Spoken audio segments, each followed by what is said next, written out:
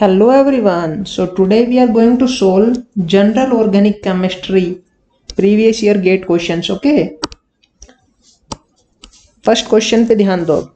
देखो क्या पूछा तुमसे, एलिन के अंदर हाइब्रिडाइजेशन पूछा है सेंट्रल एटम की और टर्मिनल कार्बन की। ठीक है ना, सेंट्रल और टर्मिनल कार्बन की। ठीक है, तो तुम्हारा कुछ ऐसा दिखता है एलिन, मान लो कुछ कोई भी ऐसे जनरल एलिन ले लिया। ठीक है, तो सेंटर वाला तो ये हो गया। ठीक है, और ये हो गया तुम्हारा टर्मिनल वाला। ठीक है ना, अब देखो ध्यान दो, सेंटर वाले पे तो क्या है हाइब्रिडाइजेशन sp, और इस वाले पे क्या है sp2। ठीक है ना, तो आ गया तुम्हारा आंसर बी। ठीक है, सेकंड पे चलो। 2003 में गेट में आया हुआ क्वेश्चन है। देखो क्वेश्चन पे ध्यान देना अच्छे से। क्या है तुम्हारा क्वेश्चन कि तुमसे पूछा है कि डीप्रोटोनेशन इजीली किस में हो जाएगी। ठीक है ना, मोस्ट रेडियली डीप्रोटोनेशन किस में होगी। अब देखो डीप्रोटोनेशन का मतलब क्या है, कोई भी प्रोटोन निकालना है। ठीक है, यहां से जैसे हाइड्रोजन निकाल दिया सबने। ठीक है, अब जैसे यहां से हाइड्रोजन निकालो तो यहाँ पे क्या आएगा, नेगेटिव चार्ज, यहाँ पे नेगेटिव, यहाँ पे नेगेटिव, यहाँ पे नेगेटिव। अब जिसमें ये नेगेटिव चार्ज सबसे ज्यादा, मतलब जो कार्बन आयन सबसे ज्यादा स्टेबल होगा, उसी का डीप्रोटोनेशन इजीली हो जाएगा। ठीक है ना, अब ध्यान दो मेरी बात पे, इसका डीप्रोटोन ये इधर रेजोनेंस से स्टेबलाइज है, क्रॉस कॉन्जुगेशन हो रहा है इसके अंदर। ठीक है, ठीक है ना, अब देखो ध्यान से,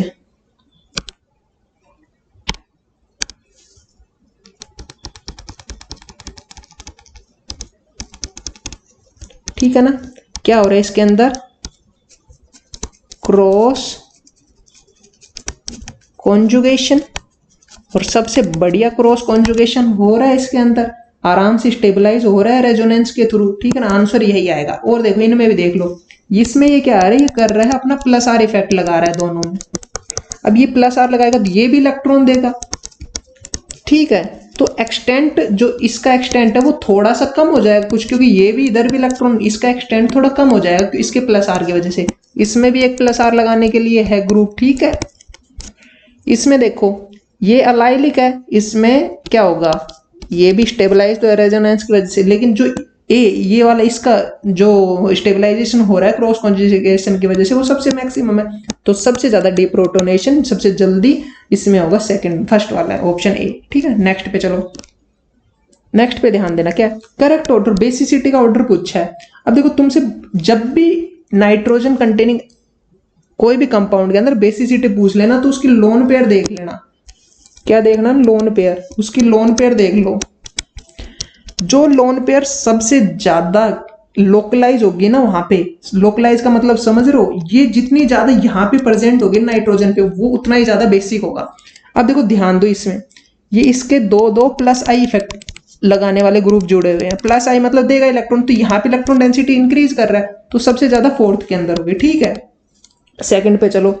थर्ड ऑप्शन सेम है, ये तो दोनों पहले कट गए। ठीक है, अब ध्यान दो, इन दोनों में से चेक कर लो। देखो फिर इसके अंदर लोकलाइज है, क्योंकि ये रेजोनेंस में पार्टिसिपेट नहीं करेगी इसकी लोन पे। ठीक है ना, अब देखो इन दोनों में से चेक कर लो। इन दोनों में से जब तुम चेक करोगे, तुम देखोगे कि इसकी लोन पेयर ही कॉन्जुगेशन में पार्टिसिपेट कर रही है, घूमेगी आराम से। ठीक है, ऐसे ही इसकी भी कर रही है, लेकिन देखो इसके अंदर, इंडोल के अंदर जो रेजोनेंटिक स्ट्रक्चर बनेंगे वो ज्यादा बनेंगे। क्यों, क्योंकि ये देखो ये इधर भी घूमने जाएगी, ये इस रिंग के अंदर भी लोन पेयर घूमने जा सकता है। ठीक है ना, तो इसके अंदर ज्यादा बनेंगे रेजोनेंट, तो ये क्या है, ज्यादा नाइट्रोजन के जो लोन पेयर इसके अंदर ज्यादा आराम से घूमने मस्त निकल गई है। तो अपन क्या कह सकते हैं, सबसे कम बेसिसिटी किसकी, इस वाले की। ठीक है, तो सी ऑप्शन आ गया अपना, ये वाला हो। देखो इनकी बेसिसिटी का फिर से क्वेश्चन 2007 में। अब नाइट्रोजन देख लो, नाइट्रोजन की लोन पेयर देख लो कितना अवेलेबल है। ठीक है, अब देखो यहाँ पे ये जो ग्रुप प्रेजेंट है ना, इसमें ये क्या कर रहा है, इलेक्ट्रॉन डोनेट, मतलब प्लस आर लगा रहा है। प्लस आर जो भी लगाएगा वो क्या करेगा, बेसिसिटी को इंक्रीज करेगा। तो सबसे ज्यादा बेसिसिटी किसकी हो गई, इसकी हो गई, जेड वाले की। ठीक है, ठीक है, अब सेकंड पे चलो। अब देखो इसके अंदर भी ये प्लस आर लगाना चाहिए, लेकिन प्लस आर नहीं लगाता है। क्यों नहीं लगाता है, due to SIR effect. SIR effect को जानते हो, अरे सर जी को जानते हो क्या भाई। सर इफेक्ट क्या होता है, steric inhibition of resonance. Steric inhibition of resonance हो जाता है। ठीक है ना, उसकी वजह से क्या होता है, देखो इसमें स्टेरिक इनहिबिशन ऑफ रेजोनेंस होता कब है, ध्यान रखना कब होगा, जैसे कोई तुम्हारे पास कोई ग्रुप है बेंजीन, ठीक है, उसके यहाँ पे देखो नाइट्रोजन जुड़ा हो, उसके आजू बाजू दोनों साइड अगर बल्कि ग्रुप अटैच ना, देखो OCH3 और ये पूरी रिंग, ये दोनों के एक बल्कि ग्रुप जुड़े हुए हैं, ठीक है ना।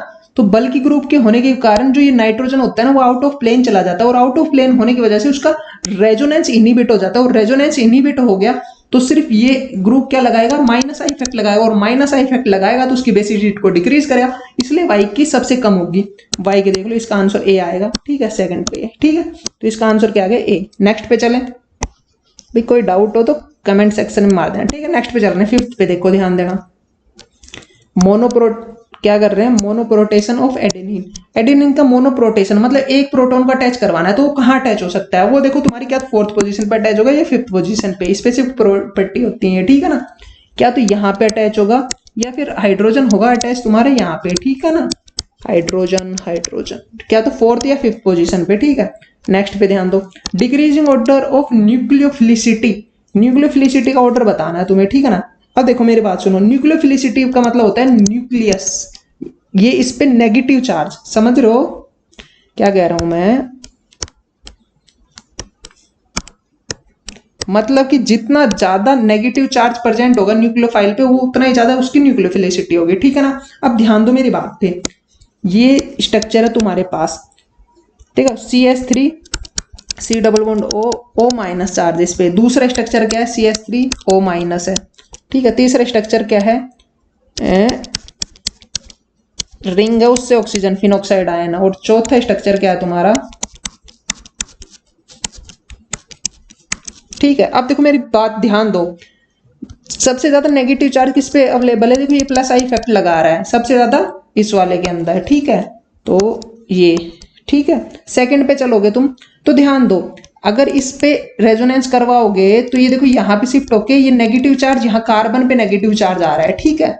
और अगर इसके अंदर करवा रहे हो, मान लो तुम इसके अंदर करवा रहे हो, तो देखो इसके अंदर क्या हो रहा है, ऑक्सीजन पे नेगेटिव चार्ज आ रहा है, तो फेवरेबल क्या होता है, मोर इलेक्ट्रोनेगेटिव ग्रुप के ऊपर नेगेटिव चार्ज आना ज्यादा स्टेबल होता है, तो मतलब ये काम होना ज्यादा स्टेबल है एज कंपेयर टू इस काम के, ठीक है। तो ये काम लेस स्टेबल है ना, तो जल्दी से होगा नहीं, तो दूसरा नंबर पे फिनॉक्साइड आएगा, ठीक है। तीसरे पे ध्यान दो, अब देखो इन दोनों स्ट्रक्चर में से, ठीक है, देखो अब इस पे देखो ऑक्सीजन पे नेगेटिव चार्ज आ रहा है, ठीक है ना, और इसमें देखो नाइट्रोजन, हाँ इसमें देखो ध्यान दो अच्छे से, क्या बताना चाह रहा हूं मैं, देखो इसमें देखो ये नेगेटिव चार्ज इधर भी आ सकता है, इधर डबल बॉन्ड शिफ्ट, और ये इलेक्ट्रॉन इधर चला जाएगा, और ये क्या करता है, देखो ये इस ऑक्सीजन के पास भी एज ए डबल बॉन्ड ही रहता है, ठीक है ना। तो इसके अंदर जो ये नेगेटिव चार्ज है ना, वो ज्यादा देर तक घूमने जा सकता है, ठीक है ना, ज्यादा रेजोनेंस, मतलब जो मोर रेजोनेटिक स्ट्रक्चर बनते हैं वो इसके बनते हैं NO3 के, ठीक है ना, NO3 माइनस के, ठीक है ना। तो इसीलिए ये सबसे कम हो गया, लीस्ट हो गया इसका, और फिर ये आ ही गया, तो इसका आंसर होगा C। ये सब के आंसर की दे रखी है, जो ये गेट में आए हुए सारों के आंसर की दे रखे, ठीक है ना, ठीक है। You like my video, didn't you? Click on subscribe button for more videos.